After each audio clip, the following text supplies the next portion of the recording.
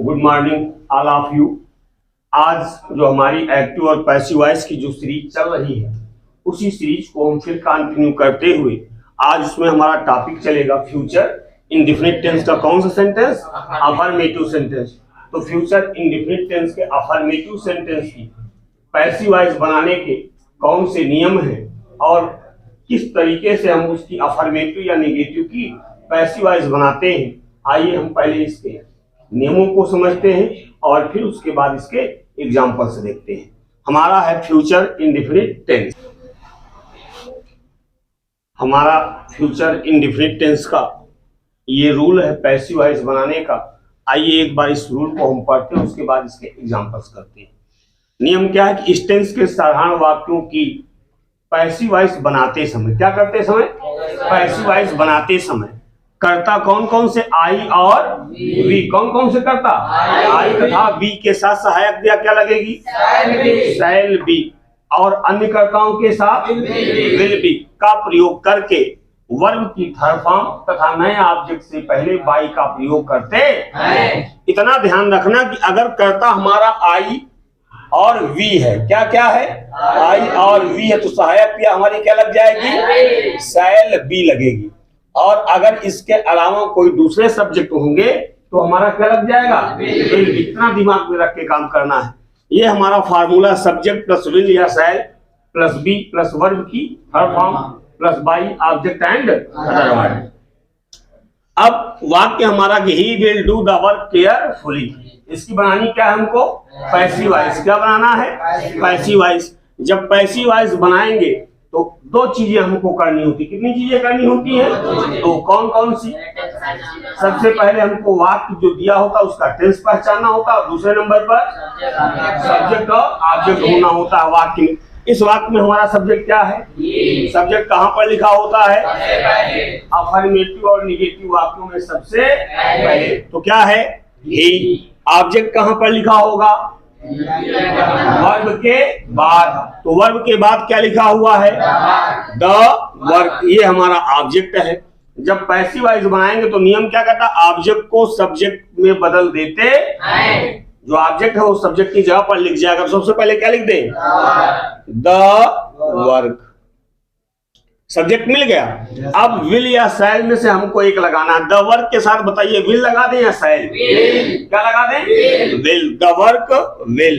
उसके बाद B, B के बाद वर्ब की थर्ड फॉर्म। काम कौन सा हो रहा है, डू, डू का third form do, did, done. The work will be done. अब देखिए यहाँ पर ये हमारा एडवर्ब दिया हुआ है ना, तो एडवर्ब को भाई वर्ब की ही क्वालिफाई करता है एडवर्ब। जब एडवर्ब दिया हो तो उसको हम वर्ब के बिल्कुल पास लगा देंगे। क्या लगा दें, विल बी डन केयरफुली, क्या लगा दें, केयरफुली। उसके बाद बाई, और बाई के बाद ही उधर जाकर हम रह जाएगा कहे में, बाई हिम। तो हमारी हो गई ये पैसिव वॉइस कि the work will be done carefully by. Clear हुआ, कम क्लियर हुआ। और देखिए एक बात, my teacher will give me a book. वाक्य क्या लिखा, my teacher will give me a book. अब हमको क्या बनानी है, इसकी पैसिव वॉइस बनानी। क्या करना है, इसकी पैसिव वॉइस बन जाए कि नहीं बन जाए, पक्का, ज्यादा कठिन नहीं, एकदम इजी है। इसमें भी हमको क्या करना है, सब्जेक्ट और ऑब्जेक्ट ढूंढना है। इस वाक्य में सब्जेक्ट क्या है, माई टीचर। सब्जेक्ट क्या है, माई टीचर। ऑब्जेक्ट क्या है, मी, मी भी है और अ बुक भी है। यहाँ पर दो हमारे ऑब्जेक्ट हैं, एक हमारा डायरेक्ट ऑब्जेक्ट है और एक हमारा इनडायरेक्ट ऑब्जेक्ट है। ऑब्जेक्ट दो, डायरेक्ट एंड इनडायरेक्ट।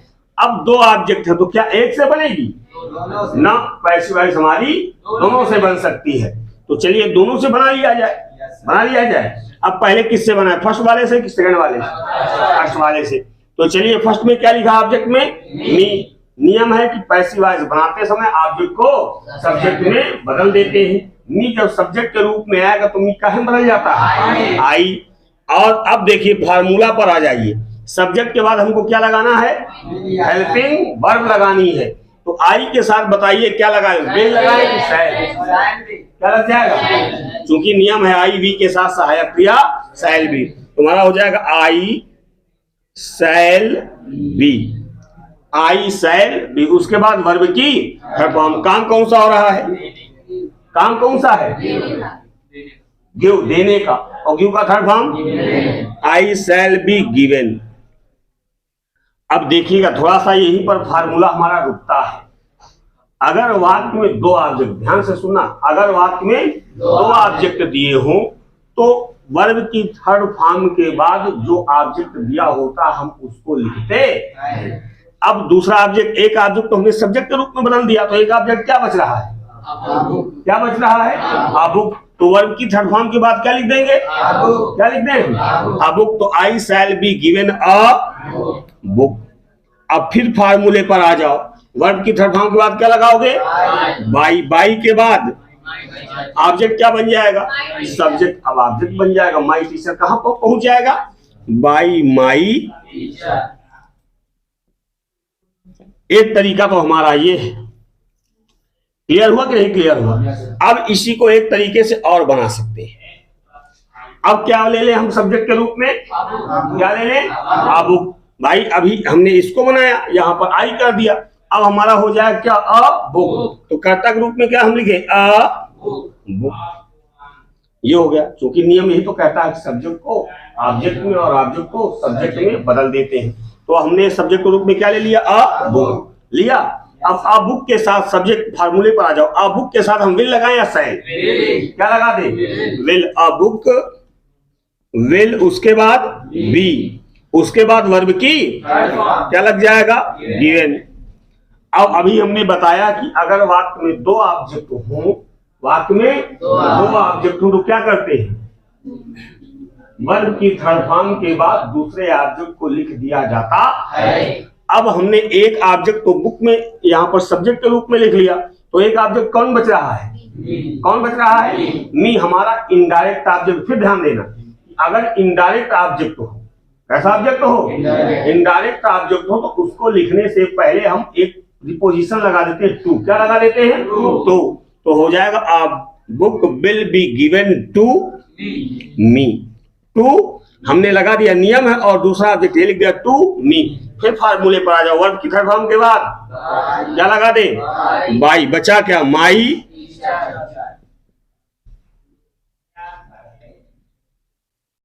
ये हमारी दोनों बन गई क्या, पैसिव वॉइस। बोलिए क्लियर हुआ कि नहीं क्लियर हुआ। अगर क्लियर हो गया तो इसको नोट कर लीजिए, उसके बाद फिर चालू करते हैं क्या, नेगेटिव सेंटेंस एक साथ, ताकि आपके कम समय में ज्यादा चीजें कवर हो। और हाँ, अगर आपको ये चैनल पसंद आ रहा है तो आप अपने कम से कम एक मित्र को जरूर से जरूर शेयर करें, ताकि दूसरों का भी लाभ हो सके। अब अफर्मेटिव के बाद फ्यूचर इंडेफिनिट टेंस का हम कवर करेंगे, कौन सेंटेंस, नेगेटिव सेंटेंस। आपकी ये डेफिनेशन लिखी हुई है, नियम लिखे हुए हैं, और ये हमारा फार्मूला है। देन उसके बाद हमारा एग्जांपल है। एक बार आइए फ्यूचर इंडेफिनिट टेंस के नेगेटिव सेंटेंस के भी नियम को समझ लेते हैं, और उसके बाद इसकी पैसिव वॉइस बनाई जाती है। नियम क्या है कि इस टेंस के नकारात्मक वाक्यों की, कैसे वाक्यों की, जब नकारात्मक वाक्य होगा और उसकी पैसिव वॉइस बनेगी, तो जो हमारे सब्जेक्ट हैं कौन कौन से, आई और वी, इसके साथ हमारी हेल्पिंग वर्ब क्या लग जाएगी, शैल नॉट बी। क्या लगेगा, शैल नॉट बी। इतना हरदम ध्यान रखना है कि अगर सब्जेक्ट के रूप में आई और वी आएगा तो उसके साथ हेल्पिंग वर्ब क्या लगेगी हमारी, शैल नॉट। और उसके बाद अगर और कोई सब्जेक्ट आता है तो हेल्पिंग वर्ब क्या लगेगी हमारी, विल नॉट। क्योंकि वाक्य निगेटिव है तो शैल नॉट बी या विल नॉट बी का प्रयोग करके क्या लगाएंगे, वर्ब की थर्ड फॉर्म, और नए ऑब्जेक्ट से पहले बाई का प्रयोग करते हैं। ये हमारा फार्मूला, सब्जेक्ट प्लस विल या shall plus not plus be plus verb की third form by object and. हमारा एग्जांपल है कि he will not ring the bell. वाक्य क्या है, he will not ring the bell. Passive voice बनाना है तो दो चीजें एकदम कंफर्म में हमको ढूंढना ही ढूंढना है। क्या क्या, सब्जेक्ट एंड ऑब्जेक्ट। अब इस वाक्य में कितने लोग बताओगे आप में से सब्जेक्ट क्या है और ऑब्जेक्ट क्या है? यस आप भाई, गुड। हाथ नीचे कर लो। आप बताओ इस वाक्य में सब्जेक्ट क्या है? ही। ऑब्जेक्ट क्या है? The well. सब्जेक्ट हमारा क्या है? ही, और ऑब्जेक्ट क्या है? The well. फिर से ध्यान रखो, जो सबसे पहले लिखा होगा अफर्मेटिव और निगेटिव वाक्य में, वो क्या होता है? सब्जेक्ट होता है। क्या होता है? और क्रिया के जो तुरंत बाद लिखा होता है वो क्या होता है? ऑब्जेक्ट होता है। Is that clear? अब चलिए पैसिव वॉइस बन जाएगी। हमारा सब्जेक्ट ही है और ऑब्जेक्ट हमारा क्या है? द वेल है। जब पैसिव वॉइस बनाएंगे तो सबसे पहले कर्ता के रूप में क्या लिख दें? क्या लिख दें? The well. The well. उसके बाद क्या लगाएं? विल। सब्जेक्ट के बाद विल या शैल क्या लग जाएगा? विल। विल के बाद not.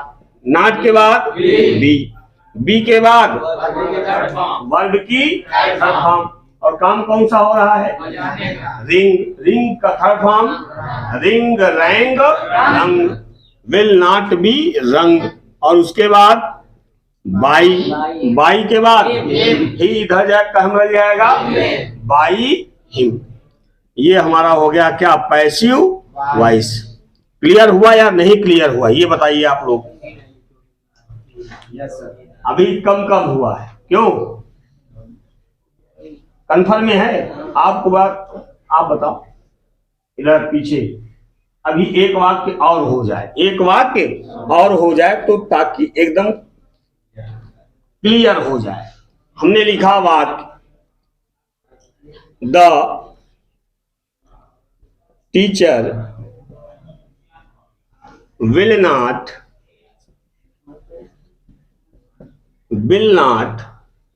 Beat us for our mistake. क्या लिखा? The teacher will not beat us for our mistake. Clear है? yes, अब यहां पर भी हमको क्या क्या ढूंढना है? Subject and object. इस वाक्य में हमारा सब्जेक्ट क्या है?